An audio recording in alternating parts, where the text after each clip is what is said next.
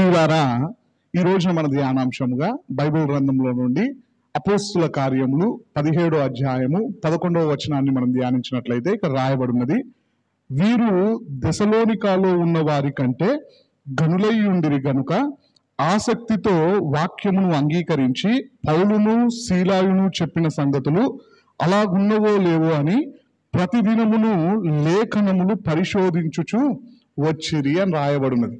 చూడండి ప్రియులారా, ఇక్కడ మనం జాగ్రత్తగా ధ్యానించినట్లయితే బెరేయా సంఘం గురించి దేవాది దేవుడు ఇస్తున్నటువంటి సాక్ష్యం ఇక్కడ మనకు కనిపిస్తూ ఉన్నది. ఆ మాటల్ని మనం జాగ్రత్తగా ఆలోచన చేసినట్లయితే బెరేయా విశ్వాసులంట దెసలోనికాలో ఉన్నటువంటి విశ్వాసుల కంటే గనులై ఉన్నారంట. చూడండి, గనులు అంటే గొప్పవారు. గొప్పవారు అనగానే ఆర్థిక పరంగా లేదంటే సామాజిక పరంగా ఈ లోకానుసారంగా కాదండి, ఆత్మీయంగా దేవుని దృష్టికి బెరేయా విశ్వాసులు గొప్పవారుగా ఉన్నట్లుగా మనకు కనిపిస్తూ ఉన్నది. కారణం ఏంటిది అని మనం జాగ్రత్తగా ఆలోచన చేసినట్లయితే అక్కడ కొన్ని విషయాల్ని బెరేయా సంఘం గురించి వివరించడం జరిగినది. అయితే ఈ రోజున మనము బెరేయా సంఘం గురించి కాదు కానీ అసలు దెసలోనికాలో ఉన్నటువంటి సంఘము దేవుని ద్వారా ఏ ఏ సాక్ష్యాలను పొందుకున్నది, ఏ విధంగా వారు జీవిస్తూ ఉన్నారో మనం బైబిల్ గ్రంథంలో జాగ్రత్తగా ఆలోచన చేసినట్లయితే ముందుగా దెసలోనికాలో సంఘం ఏ విధంగా ఏర్పడినది అంటే అపోస్తలుడైనటువంటి పౌలు భక్తుడు శీలాను వెంటబెట్టుకొని రెండో మిషనరీ జర్నీలో ప్రయాణమై వెళ్తూ ఉన్నప్పుడు దెసలోనికా ప్రాంతానికి వెళ్ళి అక్కడ సమాజ మందిరానికి వెళ్ళినట్టుగా మనకు కనిపిస్తూ ఉంటుంది. అప్పుడు క్రొత్తగా వచ్చినటువంటి వారిని, అయ్యా మీరెవరు, మీరు ఎక్కడి నుండి వచ్చారు అని చెప్పేసి దెసలోనికాలో ఉన్నటువంటి యూదులు ప్రశ్నించినప్పుడు అపోస్తలుడైనటువంటి పౌలు భక్తుడు తన గురించి వివరించడం జరిగినది. అతడు వివరించినటువంటి విషయాల్లో ఒక విషయం ఏంటిది అంటే, నేను యెరూషలేములో గమలీయేలు అనబడినటువంటి వ్యక్తి పాదాల దగ్గర నేను ధర్మశాస్త్రం అంతటినీ నేర్చుకున్నాను అని చెప్పినప్పుడు, గమలీయేలు పేరు ప్రఖ్యాతలు కలిగినటువంటి వ్యక్తి కాబట్టి ఆయన పేరు చెప్పగానే అపోస్తలుడైనటువంటి పౌలు భక్తునికి నెక్స్ట్ వీక్ మీరే వాక్యం చెప్పండి అని చెప్పినట్లుగా మనకు కనిపిస్తూ ఉంటుంది. అప్పుడు అపోస్తలుడైనటువంటి పౌలు భక్తుడు నెక్స్ట్ వీక్ వరకు దెసలోనికాలోనే ఉండి అక్కడ సమాజ మందిరంలో విశ్రాంతి దినాన దేవుని వాక్యాన్ని ప్రకటించినట్లుగా మనకు కనిపిస్తూ ఉంటుంది. మొదటి వారము బైబిల్ గ్రంథంలో క్రీస్తు గురించి ఈ విధంగా రాయబడి ఉన్నది, లేదా క్రీస్తు యొక్క లక్షణాలు ఇవి అని చెప్పేసి వారికి వివరించడం జరిగినది. రెండో వారం కూడా అక్కడనే ఉండి మళ్ళీ ఆయనే వాక్యం చెప్పినట్లుగా మనకు కనిపిస్తూ ఉంటుంది. రెండో వారంలో క్రీస్తు ఈ భూమి మీదకి మరలా రాబోతూ ఉన్నాడు అని చెప్పేసి ఆయన రాకడకు సంబంధించినటువంటి విషయాల్ని తెలియపరచడం జరిగినది. మూడో వారం కూడా అక్కడే ఉండి మళ్ళీ అపోస్తలుడైనటువంటి పౌలు భక్తుడే వాక్యం చెప్పడం జరిగినది. ఆ మూడో వారంలో అపోస్తలుడైనటువంటి పౌలు భక్తుడు చెప్పినటువంటి విషయాలు ఏమిటి అంటే, నాకు ఒక వ్యక్తి తెలుసు, ఆయన పేరు యేసు క్రీస్తు అని చెప్పేసి ఆయనలో ఉన్నటువంటి లక్షణాలు మెస్సయ్యలో ఉన్నటువంటి లక్షణాలు ఒకే రకంగా ఉన్నాయి కాబట్టి ఈ యేసే క్రీస్తు అని చెప్పేసి, లేదా యేసు క్రీస్తు ప్రభువారే మెస్సయ్య అని చెప్పేసి వివరించడం జరిగినది. అప్పుడు అక్కడ ఉన్నటువంటి యూదులలో, అదేవిధంగా గ్రీసు దేశస్థులలో, అదేవిధంగా రోమియులలో అనేకులు పౌలు మాటల మీద విశ్వాసం ఉంచి యేసుక్రీస్తు ప్రభు వారిని దేవునిగా అంగీకరించడం జరిగినది. అయితే వారిలో కొందరు పౌలు మీద తిరగబడి ఇతడు దేవదూషణ చేస్తూ ఉన్నాడు అని చెప్పేసి ఆయన మీద పగను పెంచుకొని ఆయనను న్యాయసభ ఎదుటకు తీసుకొని వెళ్ళే ప్రయత్నం చేసినాడు. అంటే అపోస్తలుడైనటువంటి పౌలు భక్తుల్ని కొట్టే ప్రయత్నము, అవసరమైతే మరణానికి అప్పగించే ప్రయత్నం చేసినప్పుడు అక్కడ ఉన్నటువంటి విశ్వాసులు అపోస్తలుడైనటువంటి పౌలు భక్తుల్ని శీలాను అక్కడి నుండి పంపించడం జరిగినది. చూడండి ప్రియులారా, అక్కడి నుండి వారు బెరేయా ప్రాంతానికి వెళ్ళినారు. బెరేయా ప్రాంతం నుండి ఏథెన్సుకు వెళ్ళినట్టుగా ఏథెన్సు నుండి కొరంది పట్టణానికి వచ్చి అపోస్తలుడైనటువంటి పౌలు భక్తుడు కొరందిలోనే ఉన్నాడు. అయితే బెరేయా ప్రాంతం నుండి ఏథెన్సుకు వెళ్తూ ఉన్నప్పుడు లూకానేమో ఫిలిప్పి పట్టణానికి వెళ్ళమన్నట్లుగా, అదేవిధంగా తిమోతి భక్తున్నేమో దెసలోనికాకు వెళ్ళమని చెప్పినట్టుగా మనకు కనిపిస్తూ ఉంటది.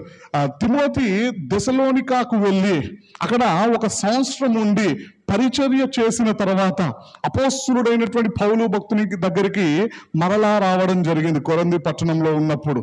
చూడండి ప్రియులారా, అక్కడికి వచ్చిన తర్వాత అపోస్తలుడైనటువంటి పౌలు భక్తుడు తిమోతిని అడుగుతూ ఉన్నాడు, అయ్యా సంఘం ఏ విధంగా నడుస్తూ ఉన్నది, అక్కడ ఉన్నటువంటి విశ్వాసుల పరిస్థితి ఏమిటి అని చెప్పినప్పుడు తిమోతి ఇచ్చినటువంటి సాక్ష్యములు, అదేవిధంగా అంతకు ముందే ఆ యొక్క దెసలోనికా ప్రాంతము గురించి మాసిదోనియాలో కావచ్చు, అకయాలో కావచ్చు, ఇంకా చాలా చోట్ల వారి యొక్క విషయాలు వివరించడం జరిగినది. అంటే వారి యొక్క విశ్వాసాన్ని ప్రచురము చేయడం కనిపించినది. అంటే అనేకులకు వారి విశ్వాసం గురించి తెలియజేయబడినది. ఆ విషయాలన్నింటినీ ఆధారం చేసుకొని ఇప్పుడు అక్కడ ఏమైనా సమస్య ఉన్నదా అని చెప్పేసి అపోస్తలుడైనటువంటి పౌలు భక్తుడు అడిగినప్పుడు రెండో రాకడ విషయంలో కొన్ని సందేహాలు ఉన్నాయి అని చెప్పేసి, కొన్ని ఇబ్బందులు ఉన్నాయి అని చెప్పినట్లుగా మనకు కనిపిస్తూ ఉంటుంది. అప్పుడు అపోస్తలుడైనటువంటి పౌలు భక్తుడు దెసలోనికలకు రాసినటువంటి మొదటి పత్రికను రాసి పంపించడం జరిగినది. చూడండి ప్రియులారా, దెసలోనికలకు రాసినటువంటి మొదటి పత్రిక, అదేవిధంగా రెండో పత్రిక, ఈ 2 పత్రికలలో మనకు కనిపించే విషయం ఏంటిది అంటే యేసుక్రీస్తు ప్రభువారి రెండో రాకడ గురించే ఎక్కువగా వివరించడం జరిగినది. ఇంకా ఖచ్చితంగా చెప్పాలి అంటే ప్రతి అధ్యాయంలో కూడా ఒక్కసారైనా ఆ విషయాన్ని ప్రస్తావించినట్లుగా మనకు కనిపిస్తూ ఉంటది. చూడండి ప్రియులారా, ఇప్పుడు అపోస్తలుడైనటువంటి పౌలు భక్తుడు దెసలోనికలకు రాసినటువంటి మొదటి పత్రిక నుండి, మొదటి అధ్యాయము నుండి అక్కడ ఉన్నటువంటి సంఘ బిడ్డలు ఎలాంటి లక్షణాలు కలిగి జీవిస్తూ ఉన్నారో మనం జాగ్రత్తగా గమనించినట్లయితే, ఎందుకోసం మనం ఆలోచన చేసినట్లయితే ఇక్కడ బెరయా ప్రాంత సంఘం గురించి దేవాది దేవుడిస్తున్నటువంటి సాక్ష్యం ఏంటిది అంటే వీరు దెసలోనికలో ఉన్న సంఘం వారి కంటే కూడా ఘనులంట. అంటే వాళ్ళకంటే వీళ్ళు ఘనులుగా ఉన్నారు. ఇంతకీ దెసలోనికలో ఉన్నటువంటి సంఘం వారు మరి మామూలుగా జీవిస్తూ ఉన్నారా, అవిశ్వాసంతో జీవిస్తూ ఉన్నారా అంటే లేదండి. వారు కూడా చాలా ప్రయాసపడినట్లుగా, చాలా విశ్వాసాన్ని కనుపరిచినట్లుగా, చాలా మంచి సాక్ష్యములు పరిశుద్ధాత్మ ద్వారా పొందుకున్నట్లుగా మనకు కనిపిస్తూ ఉంటది. ఆ విషయాలన్నింటినీ మనం జాగ్రత్తగా త్వరగా ధ్యానించినట్లయితే, మొదటిగా దెసలోనికలకు రాసినటువంటి మొదటి పత్రిక 1వ అధ్యాయం 6వ వచనంలో మనం ధ్యానించినట్లయితే ఆ సంఘము ఎలాంటి పరిస్థితుల నడుమ ఏర్పడిందో మనకు కనిపిస్తూ ఉంటాయి. చూడండి, ఆ మాటల్ని మనం ధ్యానించినట్లయితే, పరిశుద్ధాత్మ వలన కలుగు ఆనందముతో గొప్ప ఉపద్రవమందు మీరు వాక్యమును అంగీకరించి మమ్మును ప్రభువును పోలి నడుచుకొనిన వారైతిరి అంటూ ఉన్నాడు. చూడండి ప్రియులారా, దెసలోనికా సంఘము ఎలాంటి పరిస్థితుల నడుమ ఏర్పడినది అంటే గొప్ప ఉపద్రవము నడుమ, అనేకులు విమర్శిస్తున్నటువంటి సందర్భంలో, అనేకులు హింసించడానికి సిద్ధపడుతున్నటువంటి తరుణంలో, అనేకులు పౌలును బంధించే ప్రయత్నం చేస్తున్నటువంటి సందర్భంలో, కొట్టే ప్రయత్నం చేస్తూ ఉన్నటువంటి సందర్భంలో 3 వారాలు వాక్యము చెప్పడము ద్వారా దెసలోనికాలో సంఘం ఏర్పడినదండి. దేవుని నామానికి స్తోత్రం, హల్లెలూయా. చూడండి, 3 వారాలకే సంఘం ఏర్పడుతుందా అంటే దేవుడు చెయ్యాలనుకుంటే ఒక్కసారి వాక్యము చెప్పిన ఒక మాటతో కూడా సంఘాలు ఏర్పడడానికి అవకాశం ఉంటుంది. నా జీవితంలోనే జరిగినటువంటి ఒక సాక్ష్యం ఏంటిది అంటే మా పాస్టర్ గారు ఒకసారి పెబ్బేర్ ప్రాంతానికి పంపించారు. మహబూబ్ నగర్ డిస్ట్రిక్ట్ లో ఉంటుండే ఇంతకుముందు, ఇప్పుడు ఏ జిల్లాలో ఉందో నాకు అంత కరెక్ట్ ఐడియా లేదు, కానీ కర్నూలు దగ్గర పెబ్బేర్ ప్రాంతానికి పంపించారు. అక్కడికి వెళ్ళి వాక్యం చెప్పిరా అని చెప్పేసి పంపించినప్పుడు అక్కడికి వెళ్ళి ఒకే ఒక్క వాక్యం చెప్పి రిటర్న్ వచ్చేసరికి మా పాస్టర్ గారికి కాల్ చేసి చెప్పారంట, అయ్యా మీరే వచ్చి ఇక్కడ సంఘాన్ని ఏర్పాటు చేయండి అని చెప్పేసి చెప్పడం జరిగినది ఒకే ఒక్క వాక్యంతో. దేవుని నామానికి స్తోత్రం, హల్లెలూయా. చూడండి ప్రియులారా, అదే విధమైనటువంటి కార్యం ఇక్కడ కూడా జరిగినది. అపోస్తలుడైనటువంటి పౌలు భక్తుడు 3 వారాలు వాక్యం చెప్పడం ద్వారా అనేకులు ప్రభువు వైపు తిరిగినట్లుగా, అనేకులు ప్రభువు యందు విశ్వాసం ఉంచినట్లుగా మనకు కనిపిస్తూ ఉన్నది.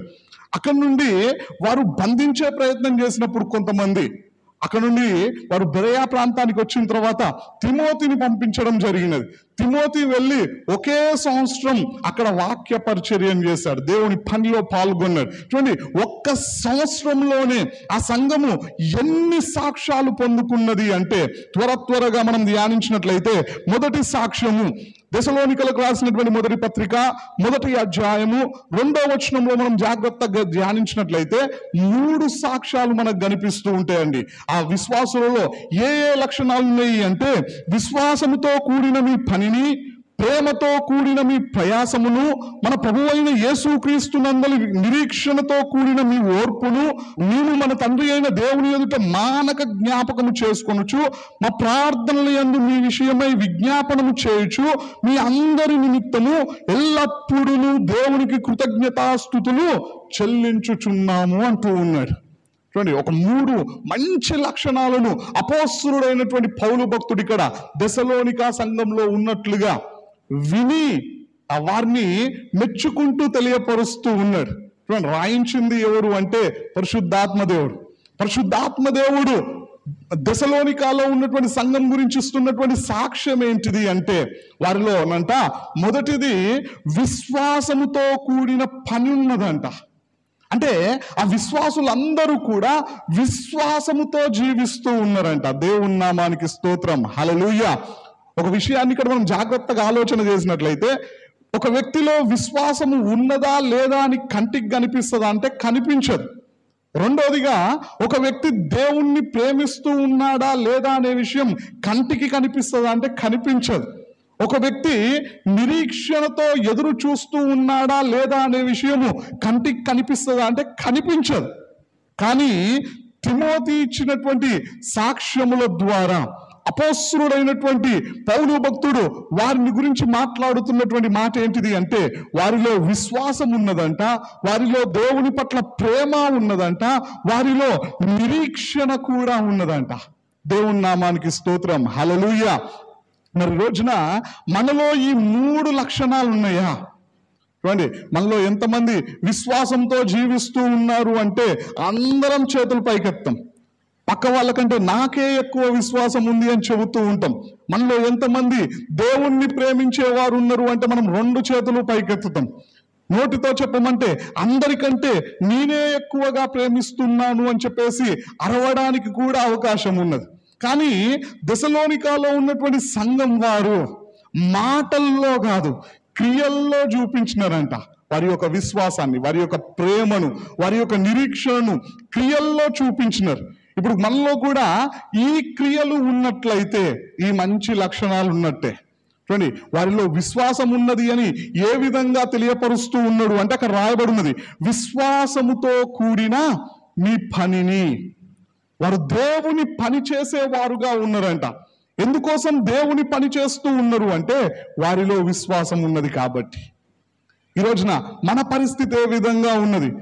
దేవుణ్ణి నమ్ముకున్నటువంటి మనలో, దేవుని బిడ్డలమని చెప్పుకుంటున్నటువంటి మనలో, దేవుని మందిరానికి వస్తున్నటువంటి మనలో, దేవునికి ప్రార్థిస్తున్నటువంటి మనలో, దేవుణ్ణి ఆరాధిస్తున్నటువంటి మనలో, దేవుని సహాయం కొరకు ఎదురు చూస్తున్నటువంటి మనలో విశ్వాసం ఉన్నదా?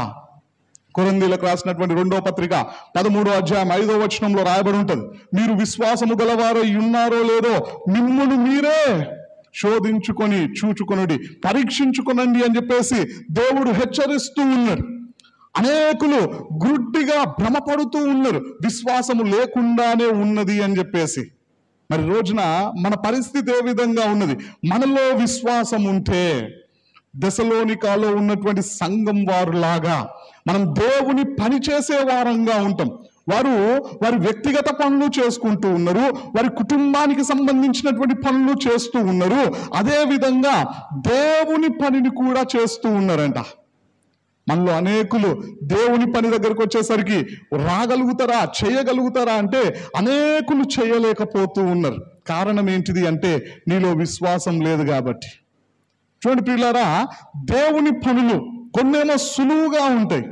సింపుల్గా మనం చెప్పాలి అంటే దేవుని మీద మనకు విశ్వాసం ఉంటే, మన అందరికీ తెలిసినటువంటి ఒక ఎగ్జాంపుల్, ఒక సందర్భంలో వర్షాలు కురవకుండా ఉండేసరికి ఓ పాస్టర్ గారు అంట చర్చిలో అనౌన్స్మెంట్ చేశారంట, మనము రేపు అందరం పలానా చోట కూడుకొని దేవుడు వర్షం కురిపించే విధంగా ప్రార్థన చేద్దామని చెప్పినప్పుడు తెల్లారు అందరూ వచ్చినారంట పాస్టర్ గారు చెప్పినటువంటి టైంకి. కానీ ఒక వ్యక్తి మాత్రం గొడుగు తీసుకొని వచ్చినాడంట. కారణం ఏంటిది అంటే ఆయన అడిగినప్పుడు ఆయన ఇస్తున్నటువంటి జవాబు. ఇప్పుడు మనం ప్రార్థన చేస్తే దేవుడు ఖచ్చితంగా వర్షాన్ని కురిపిస్తాడు.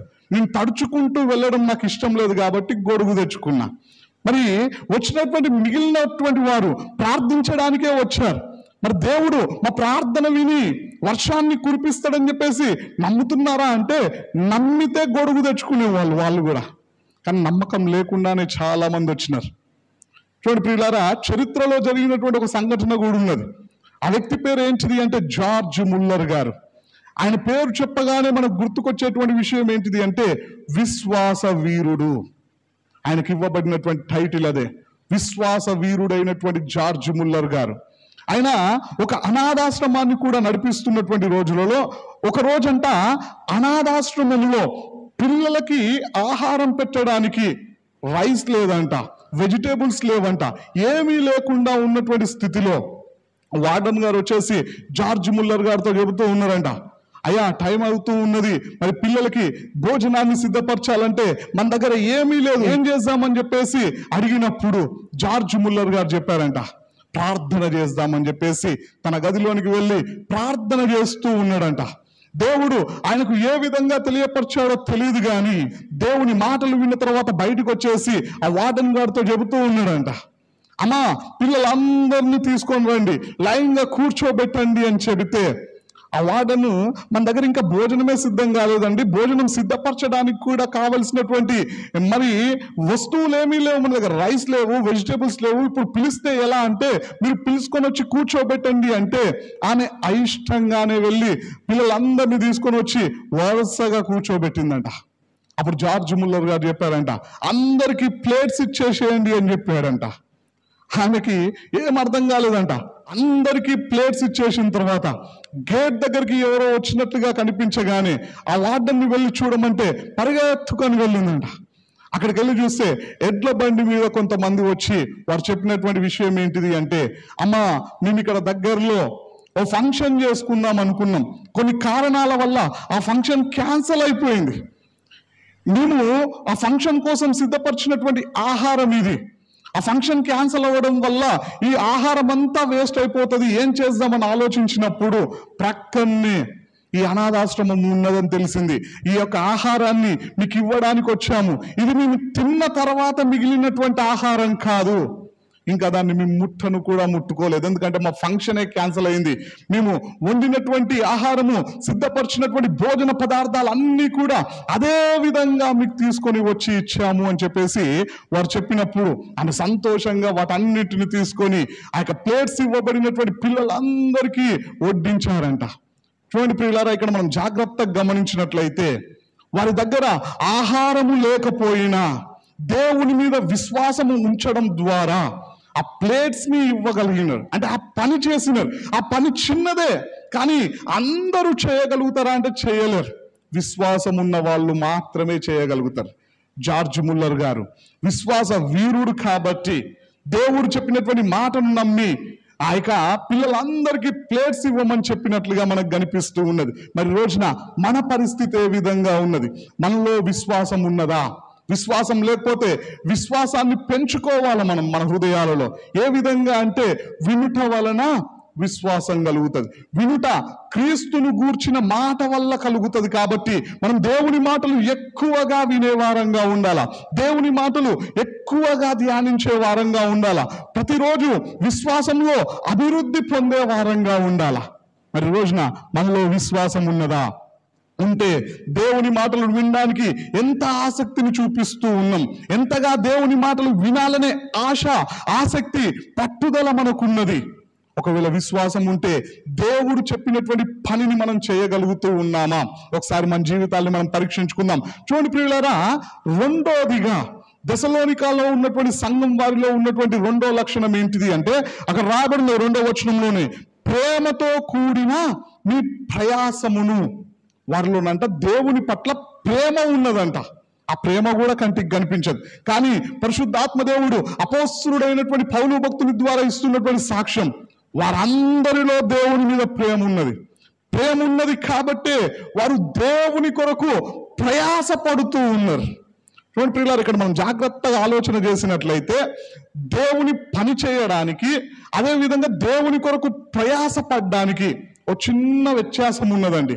ఉదాహరణకి నా ఫోన్ కింద పడింది అనుకోండి, మీలో ఎవరిని అడిగినా తీసిస్తారు. అది పని చేయడం. ప్రయాసము అంటే అర్థం ఏంటిది అంటే, మనలో ఇక్కడ ఉన్నటువంటి వాళ్ళు చిన్న పిల్లల్లో ఎవరైనా బాత్రూమ్ వెళ్ళారనుకోండి, వచ్చి కడగండి అయ్యా అంటే కడుగుతారా అంటే ఇష్టాన్ని చూపించరు, వెనకడుగే వేయడానికి అవకాశం ఉంటుంది. ఇంకా లోపల కొంతమంది సనుక్కోవడానికి కూడా అవకాశం ఉంటుంది. మాకు చెప్తాడేంది ఇట్లాంటి పనులన్నీ అని చెప్పేసి. కానీ ఎవరైనా చిన్న పిల్లలు బాత్రూమ్ వెళ్ళినప్పుడు ఎవరు చెప్పకపోయినా కడిగేది ఎవరు అంటే, సంతోషంగా పని చేయగలిగేది ఎవరు అంటే తల్లి చేస్తుందండి. కారణం ఏంటిది అంటే, ఆ పాపను ప్రేమిస్తూ ఉన్నది కాబట్టి. ఆ పాపను ప్రేమించేవారు విసుక్కోరు, సనుక్కోరు, చెప్పే వరకు కూడా చూడరు. వాళ్ళే ముందుగా వెళ్ళి ఆ పనిని చేస్తూ ఉంటారు. అదే ప్రయాసం. అందరూ చెయ్యలేనిది చెయ్యడమే ప్రయాసం.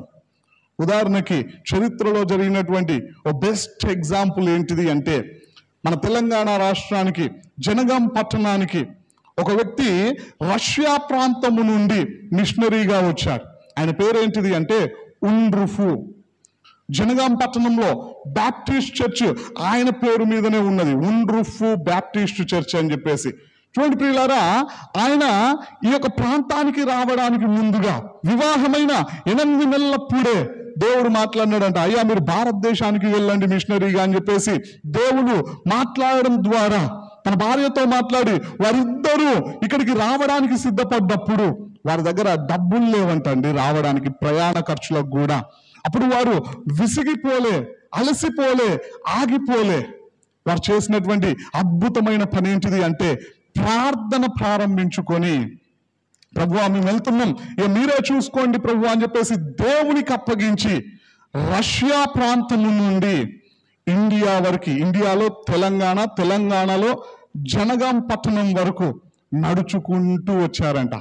మన భారతదేశం పైన పాకిస్తాన్ ఉంటుంది, పాకిస్తాన్ పైన ఆఫ్ఘనిస్తాన్ ఉంటుంది, ఆఫ్ఘనిస్తాన్ పైన ఉంటుంది రష్యా. అక్కడి నుండి ఇక్కడి వరకు నడుచుకుంటూ వచ్చినారంట. వారి ప్రయాణమే 3 సంవత్సరాలు పట్టిందంట అండి. ఎంత ప్రయాసపడ్డారో. వారికి ట్రాన్స్పోర్ట్కే డబ్బులు లేవు. మరి మధ్యలో ఆకలైనప్పుడు ఆహారాన్ని కొనుక్కొని ఏ విధంగా తిన్నారో, ఎన్ని ప్రయాసాలకు ఓర్చుకున్నారో మనకు తెలియదు. కానీ అక్కడి నుండి ఇక్కడి వరకు అయితే వచ్చినారంట చిట్ట చివరికి. ఇక్కడికి వచ్చి వారు పరిచర్య చేసింది 10 సంవత్సరాలే. 44వ ఏట ఆయన మరణించినాడు. ఆయన పరిచర్య చేసినటువంటి ఆ 10 సంవత్సరాలలో 3116 మందికి బాప్తిస్మం ఇచ్చినాడంట.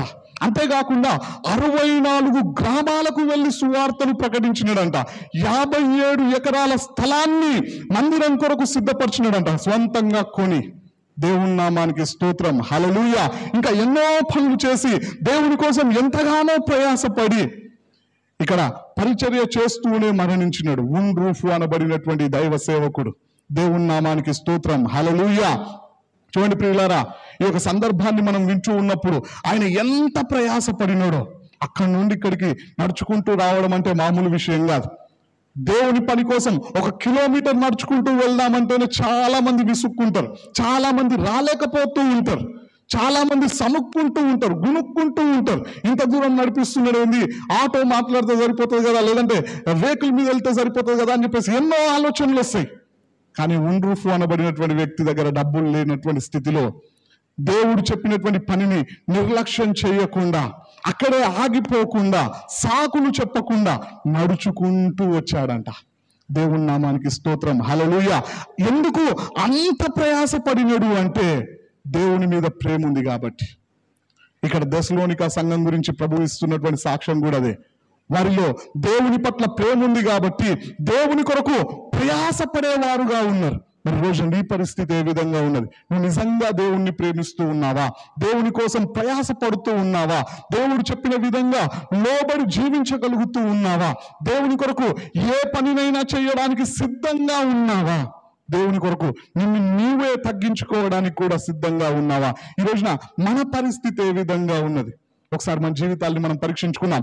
మూడవదిగా మనం గమనించినట్లయితే వారిలో ఉన్నటువంటి మరొక మంచి లక్షణం ఏంటిది అంటే, మన ప్రభువు అయిన యేసుక్రీస్తు నందలి నిరీక్షణతో కూడిన మీ ఓర్పును.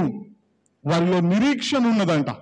ఏ విధంగా చెబుతూ ఉన్నాడు అంటే, వారిలో ఓర్పు ఉన్నదంట, ఓపికతో కనిపెడుతూ ఉన్నాడంట. చూడండి, వారు కనిపెడుతున్నది దేనికోసము అంటే 10వ వచనంలో రాయబడినది దేవుని యొక్క రెండో రాకడ కోసం. దేవుని నామానికి స్తోత్రం, హల్లెలూయా. చూడండి ప్రియులారా, వారిలో నిరీక్షణ ఉన్నది. చూడండి, ఈ లక్షణాలన్నీ ఎన్ని సంవత్సరాలు దేవుని మాటలు వింటే వచ్చినాయి అంటే, 3 వాక్యాలేమో అపోస్తలుడైనటువంటి పౌలు భక్తుడు చెప్పాడు, 53 వాక్యాలేమో తిమోతి గారి ద్వారా విన్నారు. అంటే 1 సంవత్సరం 3 వాక్యాలు అపోస్తలుడైనటువంటి పౌలు భక్తుడు చెప్పడం ద్వారా అక్కడ సంఘం ఏర్పడినది. 1 సంవత్సరం పాటు దేవుని పనిలో తిమోతి భక్తుడు వాడబడడం ద్వారా ఇన్ని లక్షణాలు వచ్చేసినాయి. వారిలో విశ్వాసం వచ్చినది, అందుకే దేవుని పని చేస్తూ ఉన్నారు. వారిలో దేవుణ్ణి ప్రేమించే మనసు వచ్చేసినది, అందుకే దేవుని కొరకు ప్రయాస పడుతూ ఉన్నారు. వారిలో నిరీక్షణ ఉన్నది, అందుకే ఓపికతో దేవుని రాకడ కోసం కనిపెట్టుకొని ఉన్నారంట. బైబిల్ గ్రంథంలో నిరీక్షణతో ఎదురు చూసిన వాళ్ళు ఎంతో మంది ఉన్నారండి. ఉదాహరణకి అబ్రహాము భక్తుడు.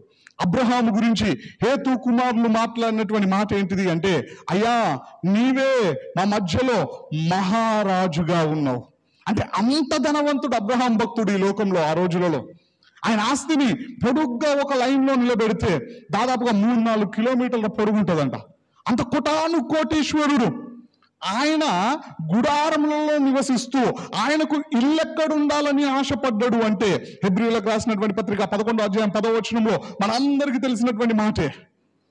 దేవుడు దేనికి శిల్పియు నిర్మాణకుడై ఉన్నాడో, పునాదులు గల పట్టణము కొరకు అబ్రహాము ఎదురు చూస్తూ ఉన్నాడంట. దేవుడు ఏ పట్టణాన్ని నిర్మిస్తున్నాడంటే పరలోకాన్ని. పునాదులు కలిగినటువంటి ఆ పరలోక పట్టణము కొరకు అబ్రహాము నిరీక్షణతో ఎదురు చూస్తూ ఉన్నాడంట. దేవుని నామానికి స్తోత్రం, హల్లెలూయా. మోషే ప్రవక్త రెండోదిగా మనం ఆలోచన చేసినట్లయితే, ఐగుప్తు దేశంలో ఉన్నటువంటి ధనాన్ని ప్రకటపడేయడానికి, రాజరికాన్ని ప్రకటపడేయడానికి, ఫరో కుమార్తె యొక్క కుమారుడని అనిపించుకోవడానికి కూడా ఒప్పుకోకపోవడానికి ఆయన దృష్టి అంతా దేని మీద నిలుపుకున్నాడంటే, హెబ్రీయులకు రాసినటువంటి పత్రిక 11వ అధ్యాయం 24వ వచనం నుండి 26వ వచనం వరకు మనం ధ్యానించినట్లయితే, ఆ సుఖభోగాలన్నింటినీ ఎందుకు విడిచిపెట్టాడంటే, అతడు ప్రతిఫలముగా కలగబో బహుమానం మీద దృష్టి నిలిపినాడంట. దేవుని నామానికి స్తోత్రం. పరలోకం మీద, కనాను దేశం మీద, వాగ్దాన దేశం మీద మోషే ప్రవక్త తన దృష్టిని నిలుపుకున్నాడు. మరి రోజున మనలో నిరీక్షణ ఉన్నదా? దేవుని రాకడ అతి సమీపమై ఉన్నది, నాకు కూడా పరలోకంలో ఇల్లు ఉండాలా, దేవుని పట్టణంలోనికి నాకు ప్రవేశం ఉండాలా, నేను నరకానికి వెళ్ళడానికి వీల్లేదు అనే గ్రహింపు ఉన్నదా? ఈరోజు మన పరిస్థితి ఏ విధంగా ఉన్నది? ప్రారంభించబడినటువంటి 1 సంవత్సరంలోనే దశలోనికా సంఘంలో ఇన్ని మంచి లక్షణాలు ఉన్నాయి. 4వదిగా మనం ధ్యానించినట్లయితే 1వ అధ్యాయం 4వ వచనంలో రాయబడిన చూడండి, ఆ మాటను కూడా మనం ధ్యానించినట్లయితే, ఏలయనగా దేవుని వలన ప్రేమింపబడిన సహోదరులారా అని రాయబడి ఉన్నది. దశలోనికా సంఘం గురించి అపోస్తలుడైనటువంటి పౌలు భక్తుడు మాట్లాడుతున్నటువంటి మాట ఏంటిది అంటే, దేవుని వలన ప్రేమింపబడిన సహోదరులారా. ఆ సంఘాన్నంట దేవుడు ప్రేమిస్తూ ఉన్నాడంట. ఎందుకు దేవుడు ఆ సంఘాన్ని అంతగా ప్రేమిస్తూ ఉన్నాడు అంటే, ఆ సంఘము విశ్వాసంతో జీవిస్తూ ఉన్నది, ఆ సంఘము దేవుణ్ణి ప్రేమించే సంఘముగా ఉన్నది, ఆ సంఘము నిరీక్షణతో కనిపెట్టుకొని ఉన్నది, ఆ సంఘము దేవుని పనిచేసే సంఘముగా ఉన్నది, ఆ సంఘము దేవుని కొరకు ప్రయాసపడే సంఘముగా ఉన్నది, ఆ సంఘము ఓపికతో కనిపెట్టుకొని ఉన్నది. కాబట్టి ఈ మంచి లక్షణాలన్నీ ఉన్నందువల్ల ఆ సంఘాన్ని దేవుడు ప్రేమిస్తూ ఉన్నాడంట. మరి రోజున మన పరిస్థితి ఏ విధంగా ఉన్నది? 5వదిగా మనం ధ్యానించినట్లయితే 1వ అధ్యాయం 7-8 వచనాలను మనం ధ్యానించినట్లయితే అక్కడ రాబడినది, కాబట్టి మాసిదోనియాలోను అకయాలోను విశ్వాసులందరికీ మాదిరి అయితిరి. ఎందుకనగా మీ యొద్ద నుండి ప్రభువు వాక్యము మాసిదోనియాలోను అకయాలోను మోగను, అక్కడ మాత్రమే గాక ప్రతి స్థలమందును దేవుని ఎడల ఉన్న మీ విశ్వాసము వెల్లడి ఆయను గనుక నేనేమీ చెప్పవలసిన అవశ్యము లేదు అని మాట్లాడుతూ ఉన్నాడు. చూడండి ప్రియులారా, ఇక్కడ మనం జాగ్రత్తగా ధ్యానించినట్లయితే గ్రీసు దేశంలో మాసిదోనియా రాష్ట్రం, అకయా రాష్ట్రం ప్రాముఖ్యమైనటువంటి రాష్ట్రాలు. ఆ 2 రాష్ట్రాల్లో దెసలోనిక సంఘం గురించినటువంటి విషయాలు మారుమోగినాయంట, అనేకులకు తెలియపరచబడ్డాయంట. దెసలోనికాలో ఉన్నటువంటి సంఘం వాళ్ళు ఇంత విశ్వాసంతో జీవిస్తూ ఉన్నారు, ఇంతగా దేవుణ్ణి ప్రేమిస్తూ ఉన్నారు, ఇంతగా దేవుని కొరకు నిరీక్షణతో కనిపెట్టుకొని ఉన్నారు, ఇంతగా దేవుని పనిలో వాడబడుతూ ఉన్నారు అని చెప్పేసి 2 రాష్ట్రాలలో ఒక సంవత్సరంలోనే తెలిసిపోయిందంట. ఆ 2 రాష్ట్రాల్లోనే కాకుండా ఎక్కడెక్కడైతే దేవుని బిడ్డలు ఉన్నారో, విశ్వాసులు ఉన్నారో వారందరికీ తెలియజేయబడ్డదంట. దేవుని నామానికి స్తోత్రం, హల్లెలూయా. ఎన్ని రోజుల్లో అంటే కేవలం 1 సంవత్సరంలోనే.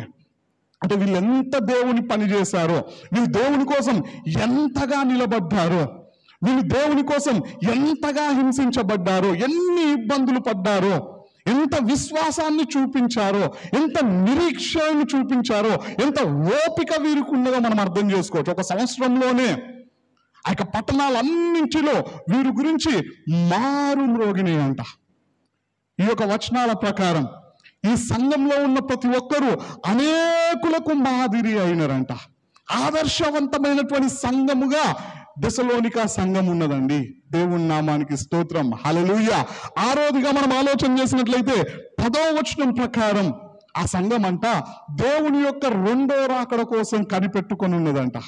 ఒకే సంవత్సరం దేవుని మాటలు వినడం ద్వారా, అందులో అపోస్తలుడైనటువంటి పౌలు భక్తుని ద్వారా చెప్పబడిన 3 వాక్యాలు, కొత్తగా వచ్చినటువంటి తిమోతి దేవుని మాటలు వివరించడం ద్వారా, యవన కాలంలో దేవుని పనిలో వాడబడుతూ దేవుని యొక్క విషయాలను తెలియపరిచినప్పుడు అనేకులు ఆ మాటలను విశ్వసించి దేవుని రాకడ కోసం కనిపెట్టుకొని ఉన్నట్లుగా మనకు కనిపిస్తూ ఉందండి. మరి రోజున మనం ఎన్నో మాటలు విన్నాం.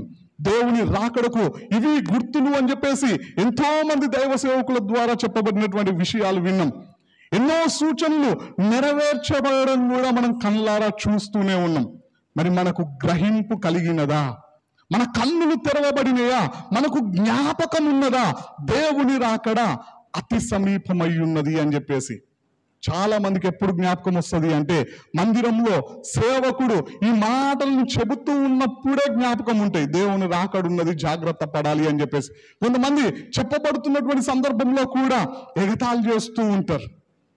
నేను చిన్నప్పటి నుంచి అని వింటూ ఉన్నా, ఆయన రాడులే అని చెప్పేసి నవ్వుకునేవారు కూడా ఉన్నారు విశ్వసించకుండా.